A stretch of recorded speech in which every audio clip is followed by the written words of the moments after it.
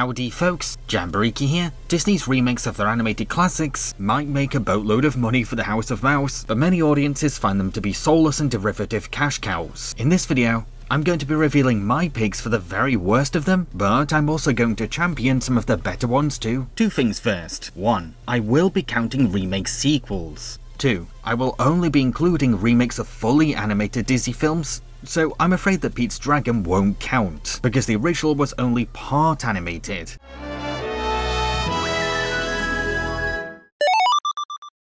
Peter Pan and Wendy. One night, Wendy is encouraged by her parents to grow up, but Wendy would rather be a kid again. So, when the whimsical Peter Pan invites Wendy and her brothers to Neverland, she leaps at the chance to escape to her fantasies. However, Peter and Wendy also have to deal with the crooked Captain James Hook. The one single praise that I can give this movie is that it has a far more tasteful and respectful depiction of its native characters. Other than that though, it's a clunk of a remake, folks. A lot of Disney remakes are pretty boring to me, but this one honestly bores me the most. In a desperate bid to seem more mature than it actually is, the film washes out as many colours as it can, thus giving us a rather lifeless and desaturated looking Disney movie. Said direction also leads to the blandest Neverland that I've ever seen. A Neverland that's so devoid of whimsy that it might as well be your average miserable British island, which is rubbish enough, but the film also barely lets us explore this Neverland. It's a footnote on the movie's list of interests. Most of the movie is actually spent on over-explaining Peter's history with Hook, or characters monotonously debating over the topic of growing up. He changed. He was cruel. Evil. Was he though? Why'd he just grown up? What's the difference? I actually wouldn't say that the film finds its groove and momentum until the very end, which isn't exactly a green flag for an adventure movie's quality. The takes on these beloved characters leave a lot to be desired too. Look, it's great that we finally have a British Peter, but an unfortunately miscast Alexander Maloney is a tad too posh to play the cheeky scoundrel, and this Peter sounds like he's just come out of private school. The poor kid was not right for the role, bless him. Don't flatter yourself. You've always been rotten.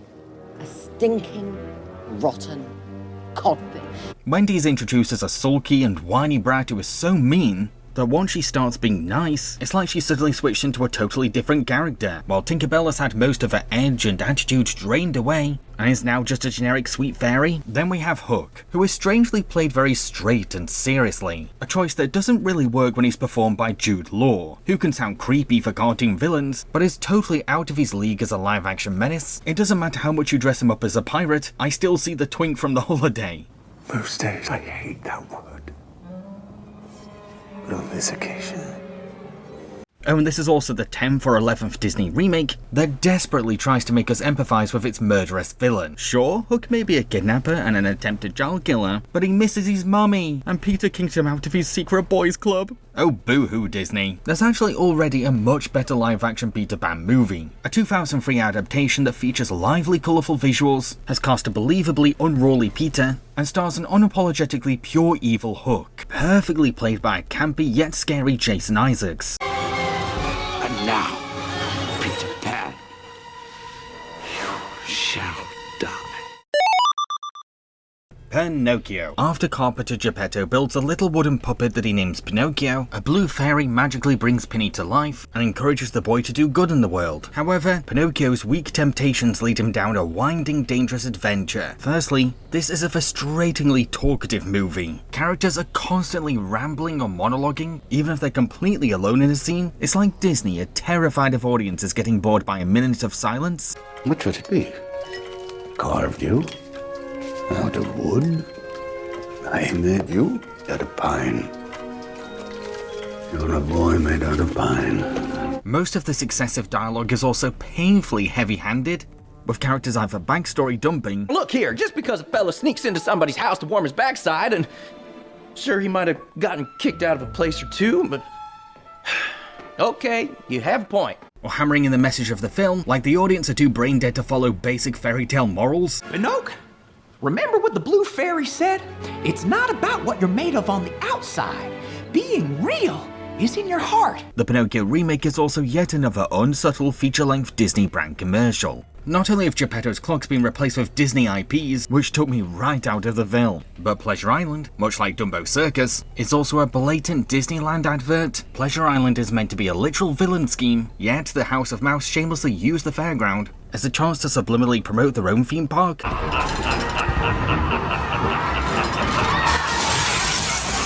at them kids! They're swiping everything out of that joint! Give me that.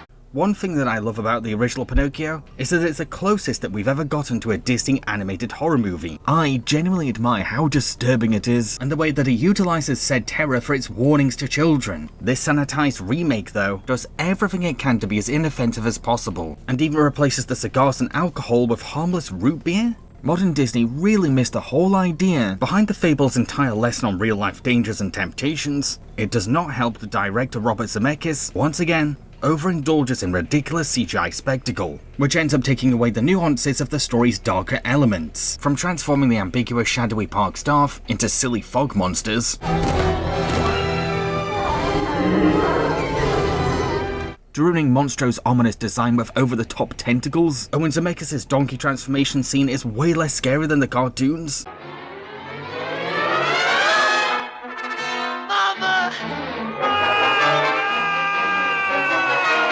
At the same time, a brand new character has been introduced, Fabiana, who may be great representation for disabled girls of colour, but she's mainly only here to hold Pinocchio's hand through every scary moment, which isn't just a detriment to the film's atmospheric tension, but also kind of redundant when Pinocchio already has Jiminy Cricket. I'll try to be worthy of it. You see that key I'm going to go to wall? That's the key to this cage. We have to get it somehow. It's hard to pin down what would fix this awful movie, but maybe Disney could have just made a more faithful adaptation of the original Pinocchio novel. A direction that would have helped the film to be more accurately dark, while also showing modern audiences something more true to the Italian book. The Lion King? After the evil Scar kills his brother, King Mufasa, he urges his nephew, Prince Simba, to run away forever. Years later though, Simba's childhood friend Nala finds him and informs him that Scar has become a tyrant to his kingdom. This is a badly animated movie, folks. Sure, it's beautifully rendered, and the animators deliver scientifically accurate movement, but these characters are so blank-faced that there's no emotions to read. How am I supposed to feel anything at all if the characters all look dead inside? It was an accident. I didn't mean for it to. Of course you didn't. No one ever means for these things to happen. Sure, real animals don't show human expressions. I get that. But when you're trying to tell a melodramatic Shakespearean story like The Lion King, then sacrificing emotion for hyperrealism is a terrible animation direction, because the end result can only be described as taxidermy theatre. If you ever come near my son again. No, Mufasa. Never. Never again. You've been warned. Now, good voice acting could have compensated for this, but The Lion King sadly has some of the worst voice acting in the Disney remake franchise. You can really tell that most cast members were either chosen for their singing talent, or because they have huge celebrity names that could be shown off in the trailer. The voice acting comes in many flavours of bad, from James Earl Jones sounding way too old and tired to reprise Mufasa. One day, Simba, the sun will set on my time here and will rise with you as the new king. To Beyonce and Donald Glover reading their lines rather than acting them out. It's going to be dangerous. Danger? I laugh in the face of danger. To John Oliver proving that he should stick to talk show hosting. I had a cousin who thought he was a woodpecker. He slammed his head into trees, and our beaks aren't built for it. He was concussed. While some of the cast members sound better as singers, the actual songs themselves are nowhere near as interesting or charismatic as the original performances, because all the fun quirks have been replaced with corporate overproduction. Now, when I said that, what I meant was... Stop that! This is also the most bloated Disney remake too. In a desperate bid to fill in a load of plot holes that never even mattered or existed, the film patronizingly over-explains every single thing that it can. For example, we get a whole 5-minute sequence showing one of Simba's pieces of fur blowing all the way to Rafiki's tree, just so the film can explain how the monkey discovered that Simba is still alive, which misses the whole point and charm of Rafiki's mysticism. To be honest, I think this film would have worked way better as a nature documentary, a la Walking with Dinosaurs. The wounded female Postasuchus has lost the use of her back legs. However, her mighty jaws could still tear a dinosaur apart. Disney could have just told the Lion King story again, but through the lens of a wildlife documentarian. I mean, this remake already chose to look like a David Attenborough film, so why not go all the way?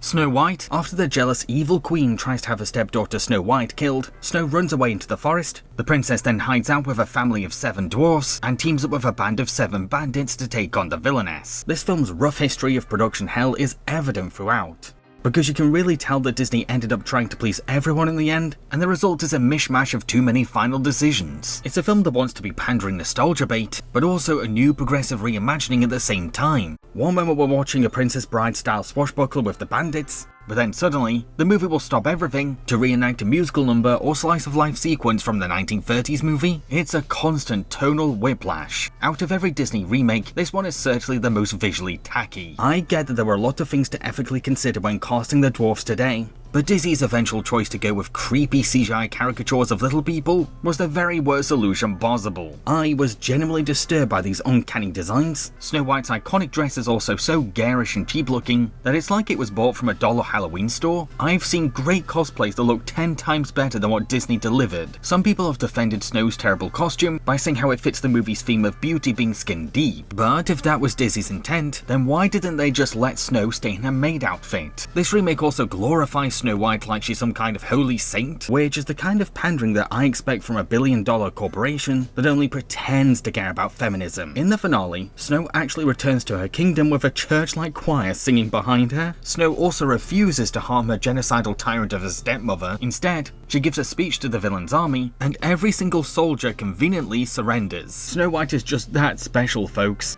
Then, after Snow defeats the evil queen, she throws a party where everyone has to wear white, like she started some kind of cult. There's way too many things to list when it comes to improving this film, but Snow White could have at least picked which movie it wanted to be. Either embrace being a shot-for-shot remake, or fully commit to a modern update, because being both just made for an incoherent bloated mess.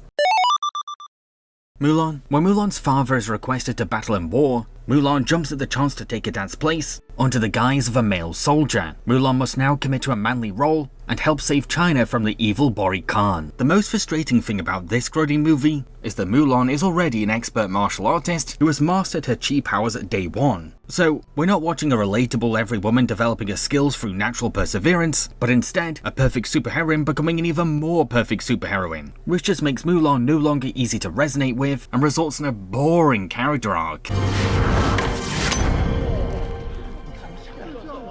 The film also gives Mulan an identity crisis over being a woman in disguise, which would be fine if that was the whole point of the film, but all that happens is, Mulan hears one little criticism over a falsehood from a villainess, then bam, she randomly decides to reveal who she is. What is the punishment assigned to this imposter?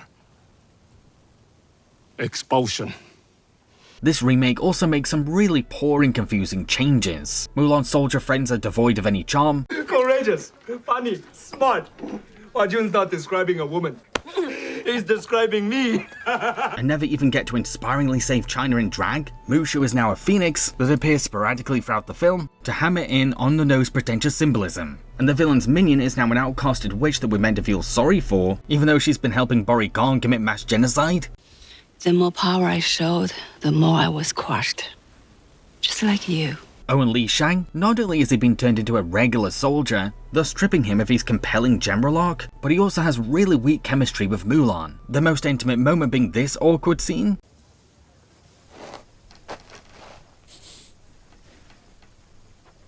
You should really consider skipping guard duty and taking a shower.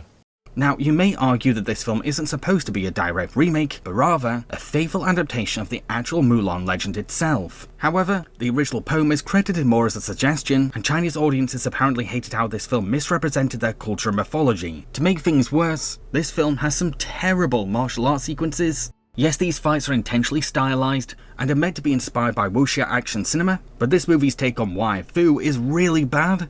It's a very westernized version of wuxia that's kind of amateurly choreographed and relies way too much on quick-cut editing to disguise any imperfections. Disney really should have hired a wuxia expert. However, this film is mainly the worst Disney remake based on moral principles. You see, this movie was actually filmed in the same province as China's infamous Muslim detention camp, and Disney even gave a special thanks to said province. Which is bad enough, but the movie also utilizes Islamophobic imagery to push a Muslim panic agenda, and Liu Yifei was cast as Mulan, who's been supportive of the oppression of Hong Kong. The worst things that I can say about the average Disney remake is that they're creatively bankrupt or incompetently made.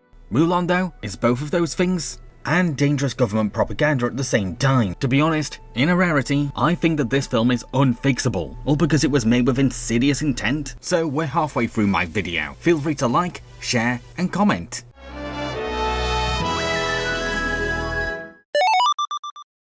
Alice through the looking glass? When Alice discovers that Mad Hatter is deteriorating from depression over family grief, she realizes that she has to track down the Hatter's missing relatives to save him. So Alice visits Time himself for help, but when he declines any assistance, she ends up hijacking a chronosphere to travel back in time to find the Hatter's family. Look, I'm not going to act like this Disney remake is some perfect diamond in the rough, because it's not. Not only does it include quite a few of the usual annoying remake cliches, but it's also a very erratic and random movie that can be confusing to follow at times. All thanks to the film leaping between time and reality itself at a zigzag pace. However, I will say that it's on the right track for where I want Disney remakes to go. One of my biggest gripes against these remakes is their strict reluctance to go off the beaten path. I would rather see a Disney remake doing something really weird while stumbling along the way, than watch yet another monotonous shot-for-shot recreation fall flat on its face. It's impossible to call Through the Looking Glass dull, because hot damn is it a bizarre and surreal flick, which both makes it faithfully accurate to what a Wonderland movie should be, but also gives us a refreshingly different kind of Disney remake experience.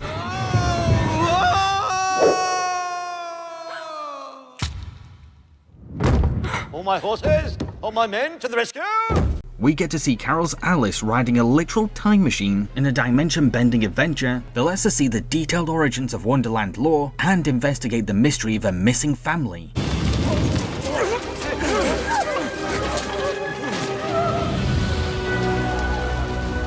All while our heroine is being stalked by a hostile clockwork robot who is strikingly dressed in awesome steampunk drip and sounds like an ominous Werner Herzog. If you vex me, it will be an eternity. Do you see what I mean? These are all very out there ideas for a franchise that tends to be creatively bankrupt. This film also lets its female lead be interestingly flawed and go through an actual want versus need arc. Sure, Disney feel the need to tell the audience that Alice is strong and independent, instead of letting her actions speak for her. Must you always be so headstrong?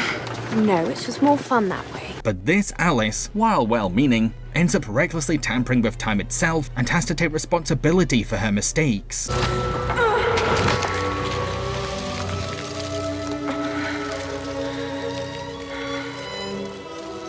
Then she later comes out of her journey with a newfound relationship with time and the maturity to now let go of her past. I see now that you give before you take. And every day is a gift. Again, Through the Looking Glass is not some masterful cinematic gem. I just think that it effectively demonstrates the creative potential of a Disney remaking concept and how they could be so much more than just nostalgia bait.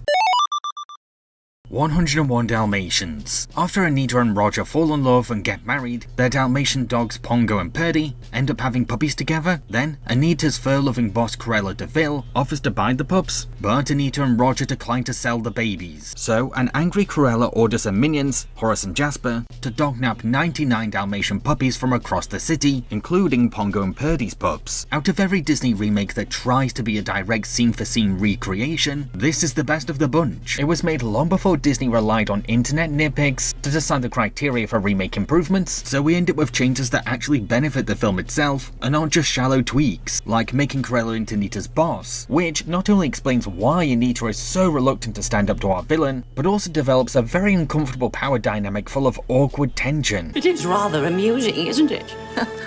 What is? Well, if we make this coat, it would be as if I were wearing your dog. Glenn Close's take on this iconic baddie is utterly flawless. She doesn't shy away from the fact that she's meant to be a cartoon villain in real life. Do you like sports, Frederick? Oh, I don't believe so, madam. I thought we liked stripes this year. What kind of sycophant are you? But also brings a genuinely scary side to the diva too. You're a fool, Anita. I've no use for fools. You're fired. You're finished. You'll never work in fashion again. I'm through with all of you. While I do find it ethically questionable to use trained animals in movies, I much prefer remake filmmakers humbly accepting the limitations of animals' emotions and just settling for animals acting like actual animals, because it makes for more natural visual storytelling that doesn't try to overreach what real animals can get across dramatically.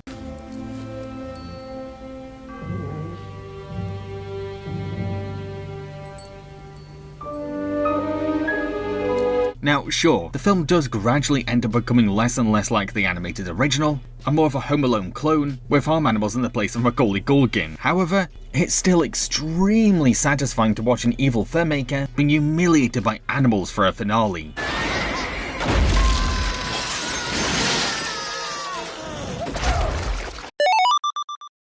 102 Dalmatians. Cruella has now been psychologically trained to love animals, so she gets to leave prison as a free woman. However, once Big Ben chimes, Mr. Vil switches back into being a villain and plans to try her Dalmatian co-project all over again. This is honestly a very underrated Disney remake, so much so that I've actually dedicated a whole video to explaining why it's so good. For starters, it takes Cruella in a new interesting direction. In the first half, she's the product of a Clockwork Orange style experiment, which lets us see a more sensitive version of the diva, while the film remains very aware that it's all just brainwashing. It's everywhere! Lock them away! Bury them beyond sight and memory! Even the Mongolian pony skin trousers and the dog. Then, in the second half, Cruella gets to cunningly pretend to still be rehabilitated in a really strategic scheme that screws over one of our heroes, while drawing suspicion away from herself. If I'm caught stealing puppies, my entire fortune goes to him.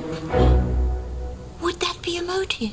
Even though Jasper and Horace don't return for this sequel, we still get two fun minions from both extreme ends of the henchman spectrum. LaPelt, a flamboyant and brutish fashion designer who shares some fantastic love-hate chemistry with Cruella. No.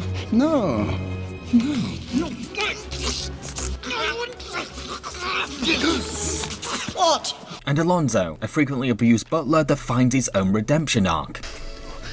It's no good looking at me like that.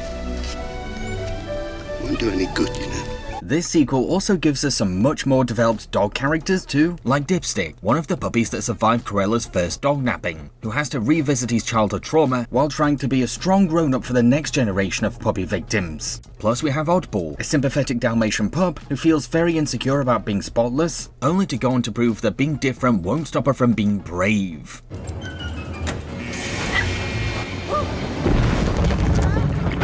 Lastly, our human heroes are very likeable. Not only do they have an adorable and innocent romance together, but they're also very wholesome pet owners that both love to baby their animals. As soon as the video's over, straight to bed for the children. No more telly. At the same time though, the film uses Chloe's background as a cautious probation officer and Kevin's strong belief in giving second chances through his charity to deep dive into the movie's main theme of rehabilitation. She's changed. People like Cruella don't change. Of course they do. And that's why I started Second Chance. I knew what it was like to need one.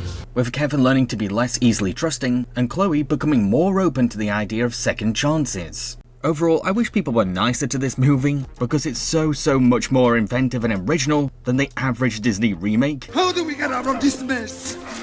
Piece of cake.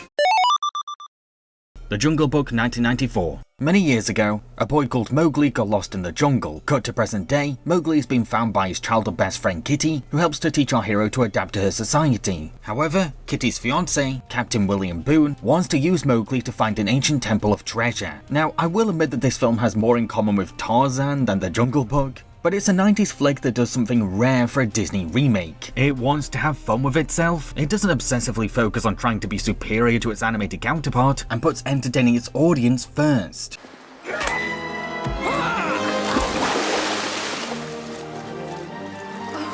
One thing that's always bugged me about these remakes is that they hardly ever show the director's handprints, and most tend to look like corporate commissions. This movie though, you can really tell that it's from the director of The Mummy, with its classical swashbuckling vibe and intense sense of danger. Heck, this is maybe the darkest Disney remake, as it's not afraid to traumatize audiences with gruesome death scenes or Indiana Jones style booby traps.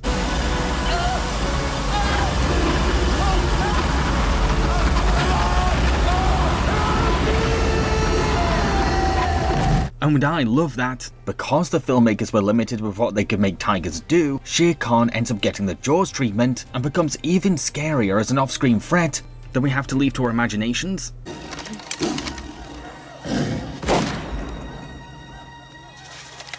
I also have to spotlight our lead actor, the highly underappreciated Jason Scott Lee, who plays adult Mowgli with so much endearing charm and sweet naivety that you're all bound to fall in love with him after an instant. Don't touch that. I told you. Here. Jason also gets to bring a lot of layers to his character too, because Mowgli is sympathetically conflicted as a man who grew up in the jungle and away from society, with the film letting him wrestle over the evil contradictions of humanity while showing how much he resonates more with animals. You're not an animal, you're a man. I am not a man!